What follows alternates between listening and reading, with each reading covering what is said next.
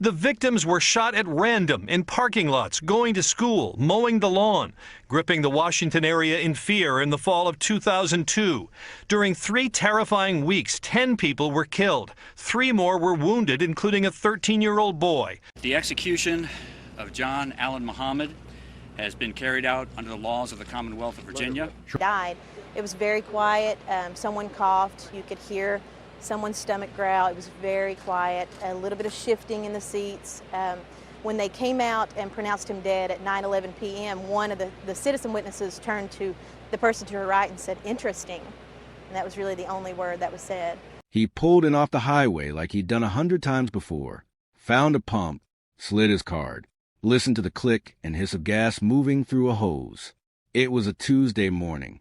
The sky was clear. People were on their way to work, to school, to the kind of ordinary errands that fill an ordinary life. Nobody was afraid. Nobody had any reason to be. He never heard the shot. One moment he was standing there, a man at a gas station, doing the most unremarkable thing a person can do. The next moment, he was on the ground. And the city of Washington, D.C., a city of 10 million people, would never feel ordinary again. For 3 weeks in October 2002, people stopped living like people. They crouched behind their car doors at gas stations. They zigzagged across parking lots. They kept their children inside. Schools went on lockdown. Gas stations hung tarps along the pumps so customers could fill their tanks without standing exposed in the open air. A former Maryland Attorney General would later say the attacks disrupted daily life more directly than September 11 teached Lil Pause. And the worst part?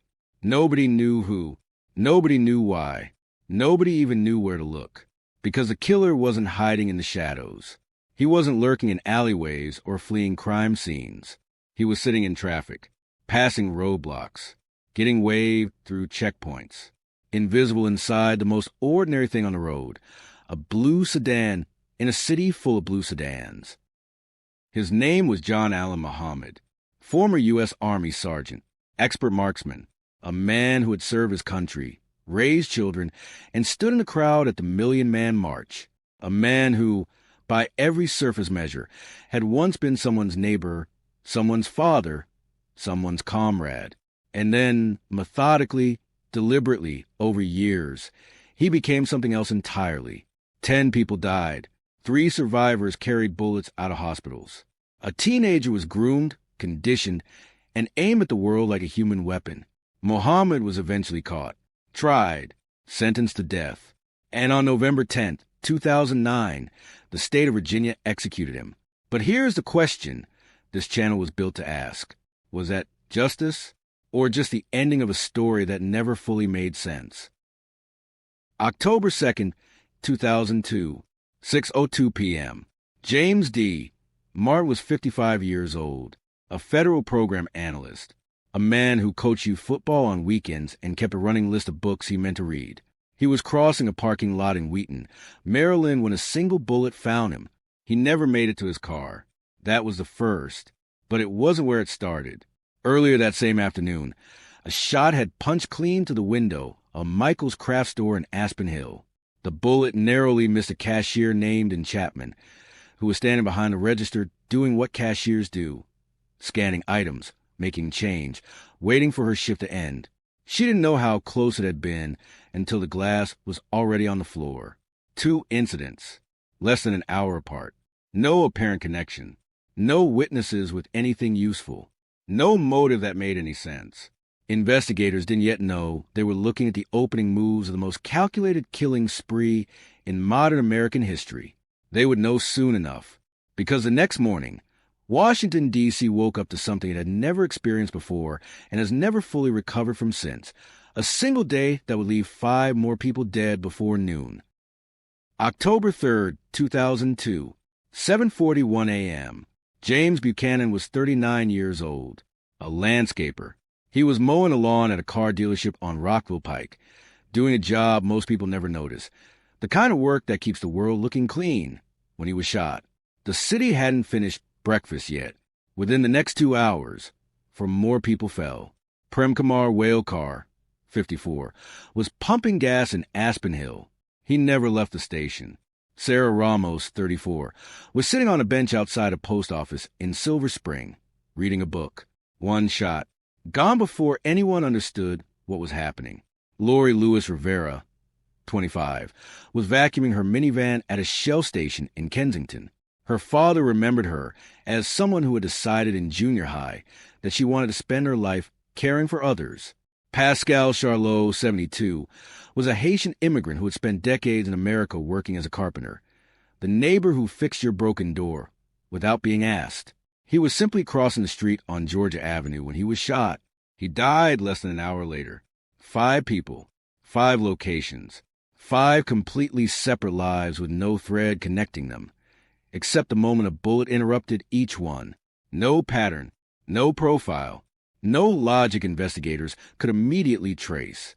Just 5 ordinary people who had stepped outside. October 4th. Caroline Sewell, 43, was loading bags into her minivan outside a craft store in Fredericksburg, Virginia. She was shot. She survived. But the bullet recovered from the scene confirmed what investigators had quietly feared. This was the same rifle, the same shooter, and he was moving. October 7th changed everything. Iran Brown was 13 years old. He was dropped off outside Benjamin Tasker Middle School in Bowie, Maryland at 8 o'clock in the morning, backpack on, the kind of Tuesday that feels exactly like every other Tuesday when you're a kid. He was shot in the chest in the school parking lot. He survived, but the message had been sent. No location was safe. No person was beyond reach. Not a working man on a lawnmower. Not a woman reading a book. Not a child walking into school. Near the scene, investigators found a tarot card, the death card, and written across it in clear, deliberate lettering were 3 words. Call me God. It wasn't addressed to the public. It was addressed to the police. A declaration, a dare, from a man who had already proven he could kill anyone, anywhere, at any time, and hadn't even started yet. October 9th, Dean Harold Myers, 53, stopped to pump gas in Manassas, Virginia. He did not make it home. October 11th, Kenneth Bridges, 53, pulled into an Exxon station off Interstate 95 near Fredericksburg. Wharton School of Business graduate. Co-founder of a Philadelphia organization built to support black-owned businesses across America. Father of 6. He was in Virginia on a business trip. He was pumping gas. October 14th. Linda Franklin, 47, was walking her car outside a Home Depot in Falls Church with her husband, an FBI intelligence analyst who had spent years studying threats to national security. She had beaten breast cancer. She was expecting her first grandchild. Her husband was found crouched over her when officers arrived. October 19th, Jeffrey Hopper survived. October 22nd, Conrad Johnson, 35, a commuter bus driver and father too, was standing on the steps of his bus getting ready for his morning route when he was shot. He was the 10th. The last. 10 people, 21 days. Every single one of them doing something unremarkable. Pumping gas, reading a book, going to work, walking to a car. That is a horror that never gets easier to sit with. It wasn't about who they were. It was about where they were standing. If you believe these 10 people deserve more than to be forgotten, subscribe right now. The trolls won't. But you're not a troll, so prove it. People want killers to make sense. They want a moment, one clean, identifiable moment, where everything broke. A single crack in the foundation they can point to and say, there, that's where it went wrong. Because if there's a moment, there's a pattern. And if there's a pattern, the world feels controllable again. John Allen Muhammad doesn't give you that. He was born December 31st, 1960, in New Orleans, Louisiana. His mother, Eva, died of breast cancer when he was 3 years old. His father left shortly after. By the time Muhammad was old enough to understand what a family was supposed to look like, his had already dissolved. He was raised in the Scotlandville neighborhood of Baton Rouge by his grandfather and 2 aunts, a household that, by most accounts, was structured, stable, and rooted in community. He excelled in track and tennis. Graduated high school in 1978. Stood 6'1", carried disciplined muscle by the time he finished boot camp with the Louisiana Army National Guard that same year. Nothing about his early life reads like a warning, and that is precisely the point, because John Allen Muhammad was not a man who snapped under pressure.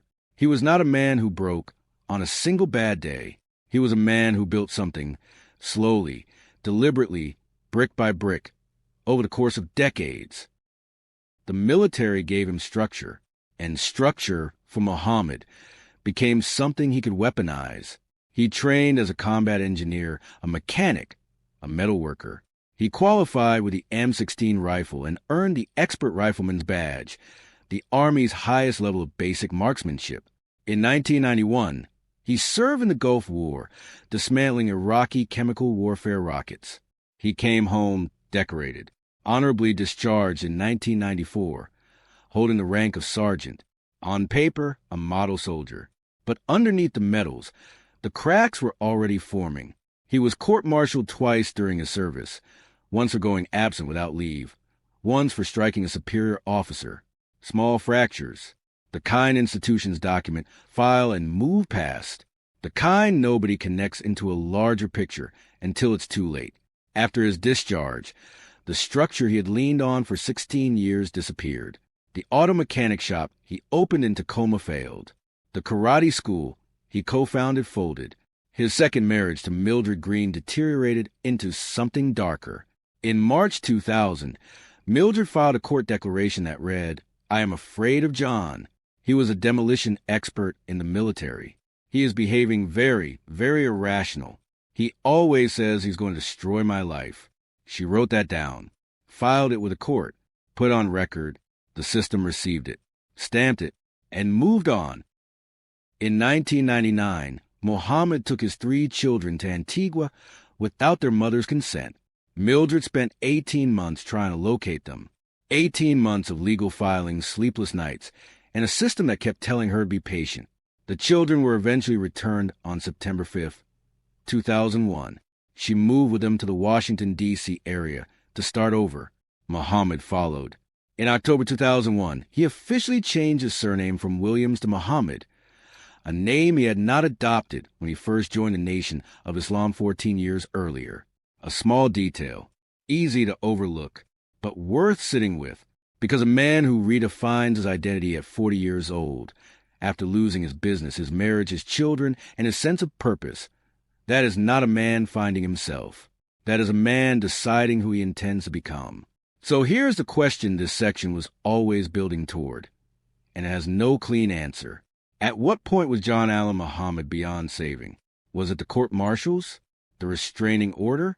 The moment he took his children across an ocean without a word to their mother? Or was it earlier, a 3-year-old boy in Baton Rouge, standing at a graveside, with no one left to show him what love without conditions looked like, who failed to stop him? And does the answer to that question change anything about what came next? Lee Boyd Malvo was born in Jamaica in 1985. His childhood was not a childhood in any meaningful sense of the word. His father abandoned the family early. Physical abuse filled the space where stability should have been. By the time he was 15, he was effectively homeless, moving between islands in the Caribbean with his mother, Una James, who had traveled to Antigua searching for work. That is where he met John Allen Muhammad. And here is what Muhammad saw when he looked at that boy. Not a person to protect, not a child to invest in, not a young life worth salvaging. He saw a vacancy. A human being with no father, no anchor, no one fighting for him. A boy so desperate for structure and belonging that he would accept both from anyone willing to offer them. Muhammad offered them immediately. He positioned himself as the father figure Malvo had never had.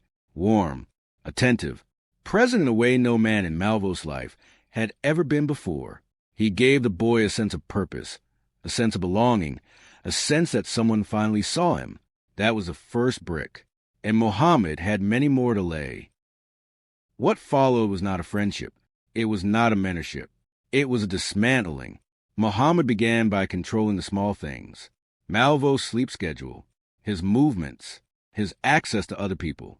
Slowly, methodically, he cut the boy off from every outside relationship until the only voice Malvo heard with any consistency was Muhammad's. Then he controlled what went into his body. At certain points, Malvo's diet consisted of nothing but honey and crackers, not as punishment, as conditioning, a deliberate physical weakening designed to increase psychological dependence. When your body belongs to someone else, your mind follows. The physical training was relentless. Survival drills in the woods, exercises that pushed past exhaustion into something closer to breaking. Muhammad left Malvo tied outside overnight on at least one occasion, not as discipline, but as a test, to see how much the boy could endure, to see how completely he had surrendered his own sense of self. In between, there were lectures, written materials, a carefully constructed ideological framework built around the oppression of black Americans by government authorities, twisted, selective, and delivered to a teenager who had no competing voice telling him otherwise. Muhammad wasn't raising a partner. He was engineering a weapon. In December 2001, Malvo and his mother were taken into custody by immigration officials for being in the United States illegally. They were released while awaiting a hearing. Muhammad found Malvo again immediately after. Think about that for a moment. The system had them both, had a chance to separate them, to interrupt the process, to pull a 16-year-old boy out of the grip of a man who had spent 2 years hollowing him out, and it let them go. By this point, the transformation was nearly complete. Malvo had been isolated from every stabilizing relationship in his life. His thinking had been restructured around Muhammad's ideology. His body had been conditioned through deprivation and physical stress. His emotional responses had been systematically suppressed. Muhammad had drilled into him that feeling was weakness, that hesitation was failure, that obedience was survival. There was one final step. Muhammad needed to know the weapon worked. The Bushmaster XM15.223 caliber rifle, the gun that would later be linked to 10 murders in Washington, D.C., was not purchased legally. Malvo shoplifted it from a firearms dealer in Tacoma, Washington. Another boundary crossed. Another line behind them. All that remained was the trigger. February 16, 2002, Tacoma, Washington. Kenya Cook was 21 years old. Her aunt had been a close friend of Mildred Muhammad, had encouraged Mildred to leave the marriage. She was not a random target. She was a message. Muhammad's first attempt to sever every thread connecting him to life he was leaving behind. Malvo pulled the trigger. He was 17 years old. Later, speaking to psychologists, Malvo described that moment with clarity that is difficult to read without flinching. Muhammad had framed it as a test, an assessment of whether the process was complete, whether the boy he had found on an island with nothing, and no one had been successfully converted into something that could kill without hesitation. The answer, on February 16, 2002, was yes. Muhammad's work was done. The weapon was ready. And Washington, D.C. was 8 months away. A man who could take a lost teenager and turn him into a killer deserves to be talked about. If you've never heard this story before, subscribe, and make sure the people who need to hear it do. The largest manhunt in American history was looking in the wrong direction. Within days of the October attacks, the FBI had 400 agents nationwide on the case. The ATF, U.S. Marshals, Secret Service, and Virginia Department of Transportation were all involved. Over 100,000 calls flooded tip lines across 3 weeks, generating 16,000 investigative leads. And yet the blue 1990 Chevrolet Caprice carrying John Allen Muhammad and Lee Boyd Malvo was stopped or spotted by law enforcement at least 10 times during the attacks. 10 times. It was waved through every single one, because witnesses near several scenes had reported seeing a white van. That one detail, unverified, unconfirmed, but repeated enough to feel credible, locked the investigation into the wrong profile for weeks. Every roadblock was scanning for a van. Every checkpoint was looking past sedans. And Muhammad, patient and precise, kept driving through. On October 3rd, D.C. police stopped the Caprice for running a stop sign. 2 hours later, another person was shot. On October 8th, Baltimore police found the same car parked near Expressway, out of state plates, Washington state registration. They noted it. They did not search it. 10 moments, 10 chances, all of them missed. The breakthrough didn't come from the manhunt.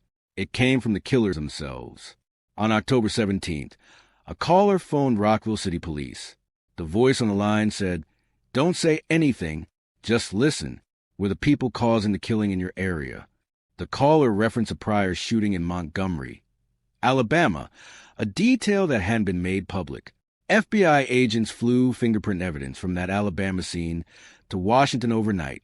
The print matched one lifted from the Benjamin Tasker Middle School shooting. It connected directly to John Allen Muhammad. Cross-reference against ATF records, investigators confirmed Muhammad had possessed a Bushmaster .223 caliber rifle while under an active restraining order, a federal violation. Charges were filed immediately. His name, his photograph, and the blue Caprice's license plate were entered into every law enforcement database in the country. For the first time in 3 weeks, the investigation had a face. But Muhammad and Malvo were already gone, moving, sleeping in the car, staying off the grid with the discipline of men trained to disappear. The net was tightening. They just didn't know it yet. Someone else would find them first. October 24th, 2002, 12:54 a.m. A civilian named Whitney Donahue spotted the blue Caprice parked at an Interstate 70 rest stop in Myersville, Maryland. He didn't wave it through. He didn't file a report he'd follow up on later.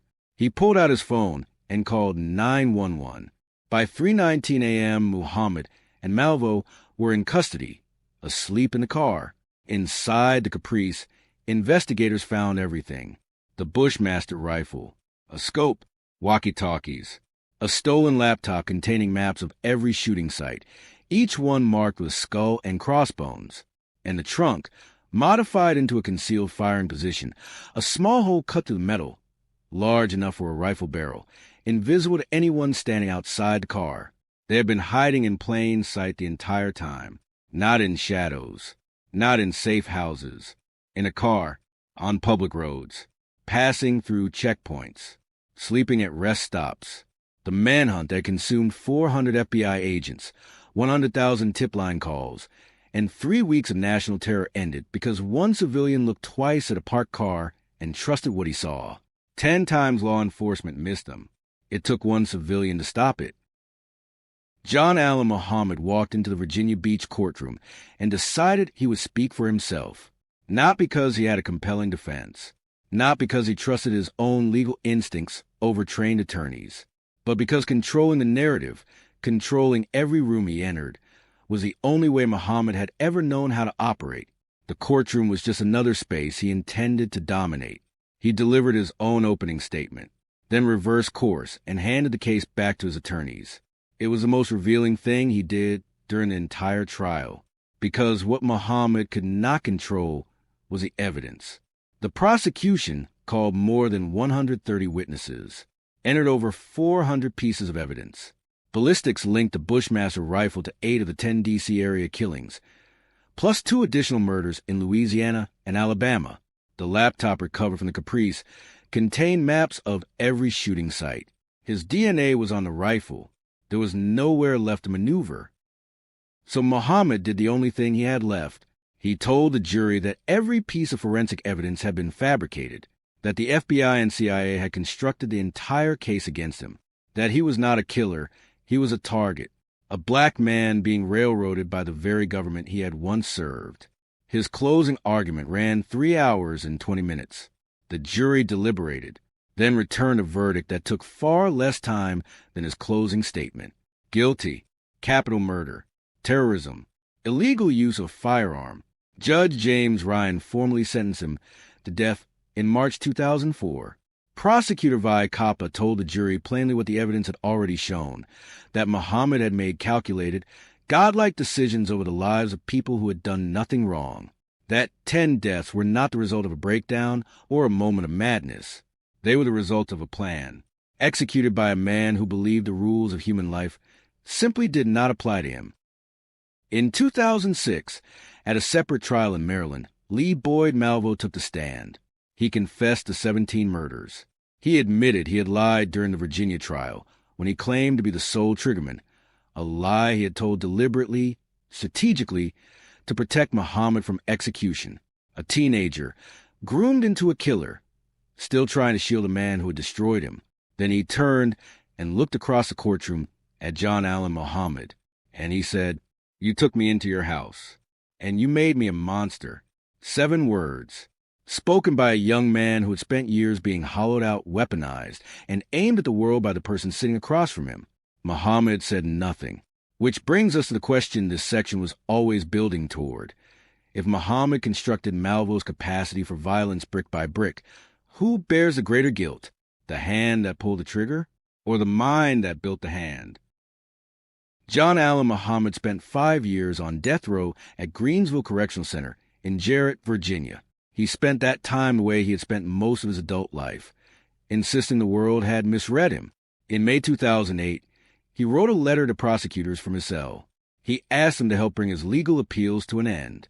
His exact words framed the process as an attempt to, in his description, murder an innocent black man 5 years after 10 people were buried. He still saw himself as the victim. His defense attorneys filed appeals arguing he had been paranoid and delusional during the Virginia trial and should never have been permitted to represent himself. The United States Supreme Court declined to intervene.